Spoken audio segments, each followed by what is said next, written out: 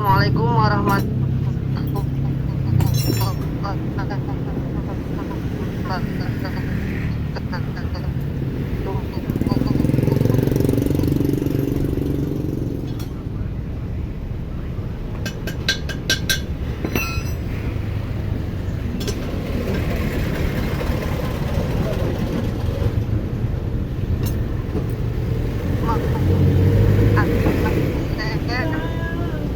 dalam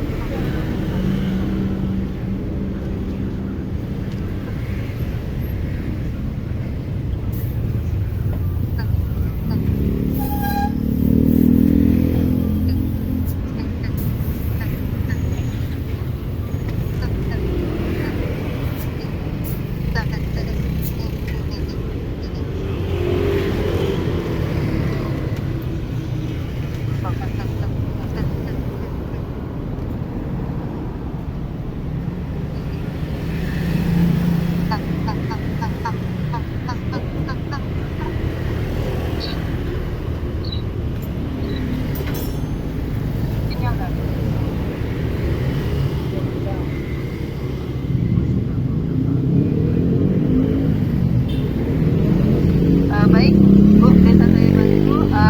Untuk para peserta, untuk mengakses siang ini, boleh di raise hand sebagai tanda bahwa Bapak Ibu sudah masuk atau absen pada siang hari ini. Ya, tadi dimulai dari SD 199, boleh SD 199 di raise hand.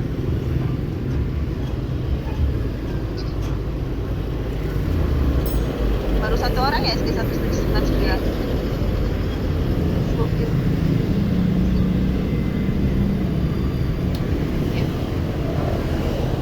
Sudah dibilang.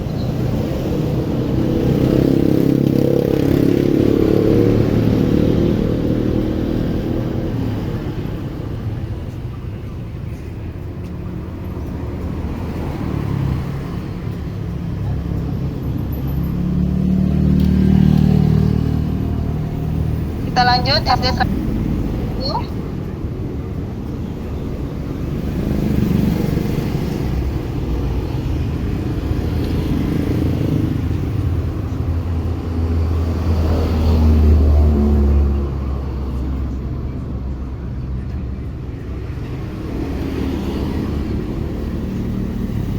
Boleh di raise hand ya Bapak Ibu.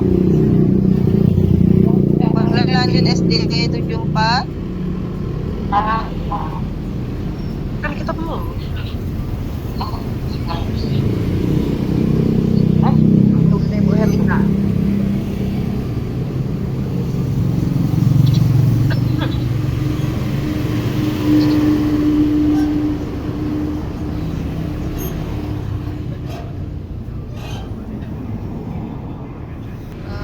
Bagi yang belum bisa bergabung, silakan bergabung pada Zoom siang hari ini agar materi bisa segera disampaikan. Peraturan pada Zoom siang hari ini nanti kita materi disampaikan oleh pemateri. Setelah itu ada sesi tanya jawab.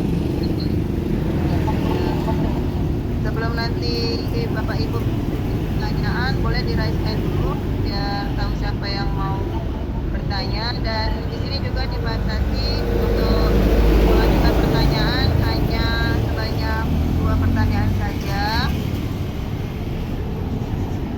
Ya, setelah itu nanti baru sesi saran dan kritik untuk memasukkan pemateri pada perbaikan ke depannya.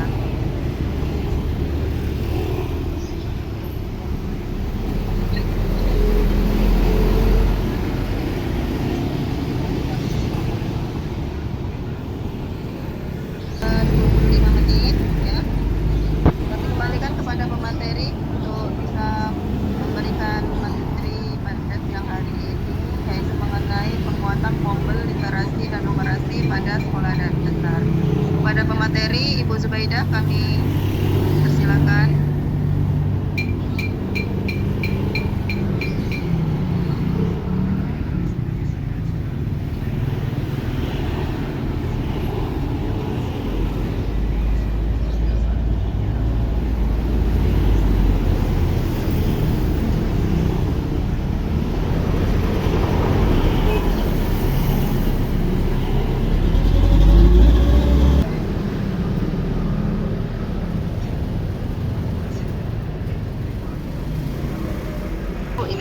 kesalahan teknis sinyal.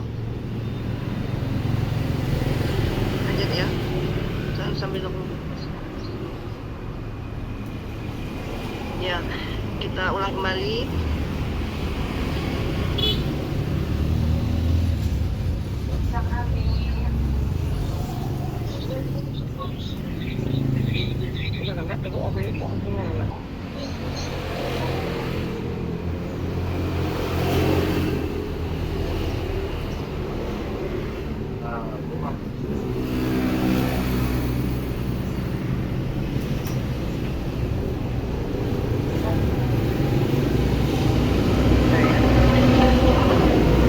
Nah, pada hari kemarin kita sudah belajar tentang numerasi literasi.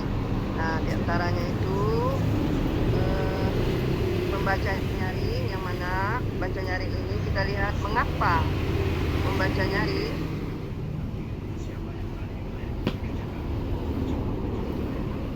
Nah, salah satunya adalah kegiatan baca nyaring ini meningkatkan kecerdasan peserta didik, khususnya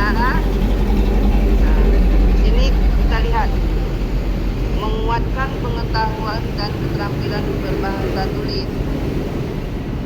Selanjutnya, jadi kalau sudah tahu mereka itu membaca, menulis, itu akan meningkatkan minat belajar mereka terhadap materi yang disampaikan. Selanjutnya,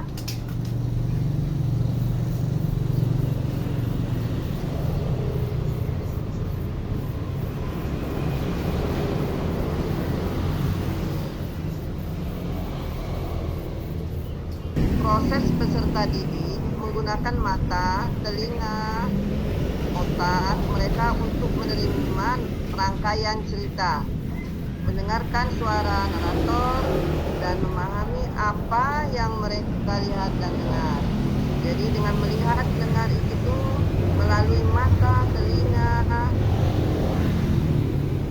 Nah, bagaimana perbedaan membaca nyaring dan mendongeng? Kita lihat di sini. Terdapat perbedaan antara membaca nyaring dan mendongeng. Menggunakan teks sehingga terhubung langsung dengan membaca. Itu membaca nyaring. Jadi langsung terhubung dengan buku teks tadi, langsung terhubung. Tapi kalau mendongeng, dia tidak menghadirkan buku dan tidak terhubung langsung dengan membaca. Jadi di situ ada perbedaannya. Kalau membaca nyaring langsung terhubung, sedangkan mendongeng tidak langsung terhubung. Kemudian kita lihat lagi dari kata-katanya. Kata-kata dalam cerita sudah ditetapkan di dalam buku, sudah ada memang di dalam buku itu. Sedangkan mendongeng fleksibel dalam pemilihan kata, bebas dengan kata apapun bisa diutarakan. Kemudian dalam komunikasi. Nah, dalam komunikasi juga di sini ada nonverbal dengan tetap memegang buku. Jadi dengan ada buku itu dia langsung bisa membaca. Tetapi kalau dengan mendongeng dalam komunikasi nonverbal dengan bebas dan gerak tubuh. Bebas dengan menggunakan gerak tubuh. Kalau membaca kan tidak. Nah, gitu. Jadi perbedaan membaca nyaring dalam partisipasi juga ada sini, serta berdasarkan cerita dalam buku. Kemudian kalau mendongeng itu spontan, jadi tidak melalui buku atau bacaan, tidak langsung spontan, ada idenya langsung. Kemudian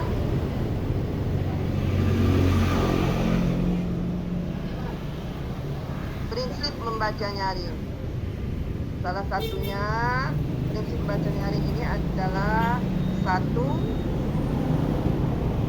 berdialog. Bagaimana kita membaca itu, kita dulu yang membaca. Kalau anak kelas 1 itu kita dulu yang membaca, karena kan dia belum tahu dengan huruf. Jadi kita dulu yang berdialog dengan membaca tadi.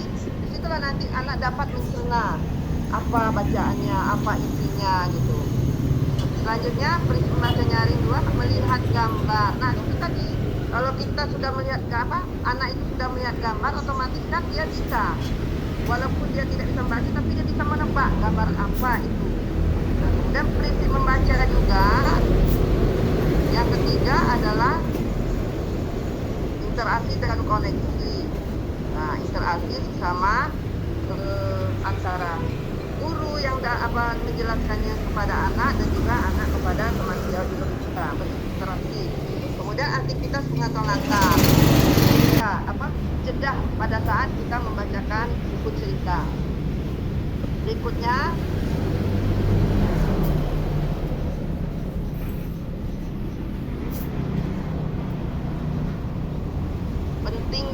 bagaimana pentingnya untuk melakukan sebelum baca kita.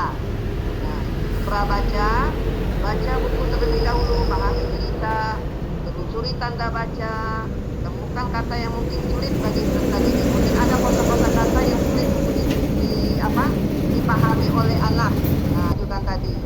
Kemudian tentukan gerakan, suara yang akan ditirukan peserta didik, berlatih. Jadi jangan suara-suara ya, mungkin karena semangat tadi, ayo nak kita berlatih, terus berlatih. Nah itu. Kemudian membaca buku dengan topik yang disukai peserta didik. Aktivitas membaca yang menumbuhkan kesenangan dan kepuasan diri.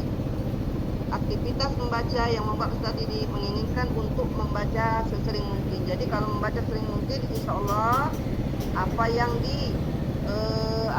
diceritakan dalam buku itu dia akan mendapatkan lebih banyak pengetahuan yang dibacanya. Cara membaca nyaring. Halo, saya Rosi Setiawan. Hari ini akan membacakan sebuah buku yang berjudul Monster dan Biskuit Ajaib yang ditulis dan diilustrasi saat Rara asyik membaca buku kesayangannya.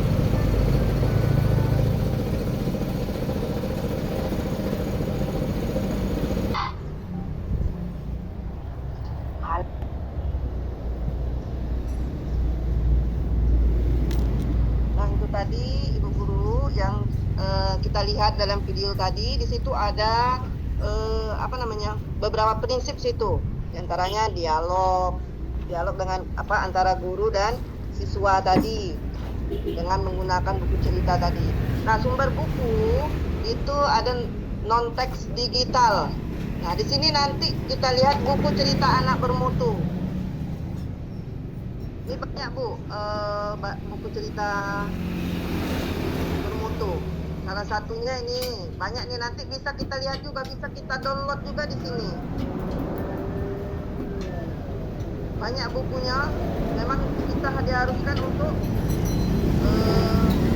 itu belajar baca buku bermutu gitu nah.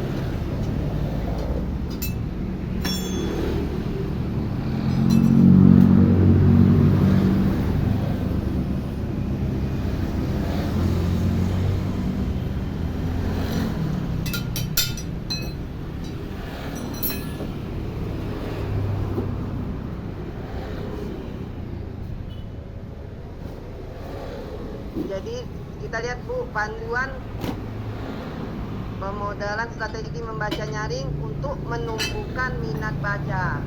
Di sini kita lihat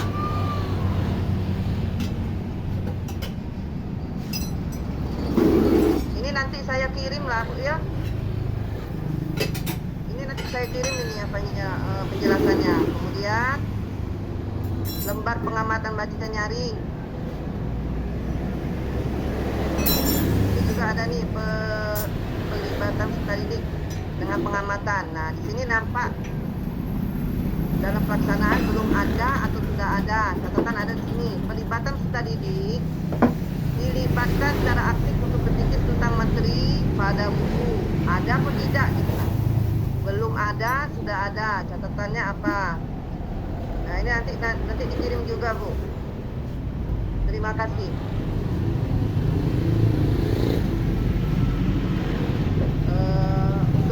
Saya kembalikan kepada Ibu Moderator.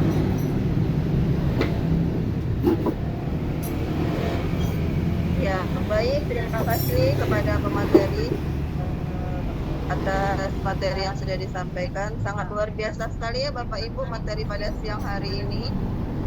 Baik, kita masuk di sesi yang kedua, yaitu sesi tanya jawab.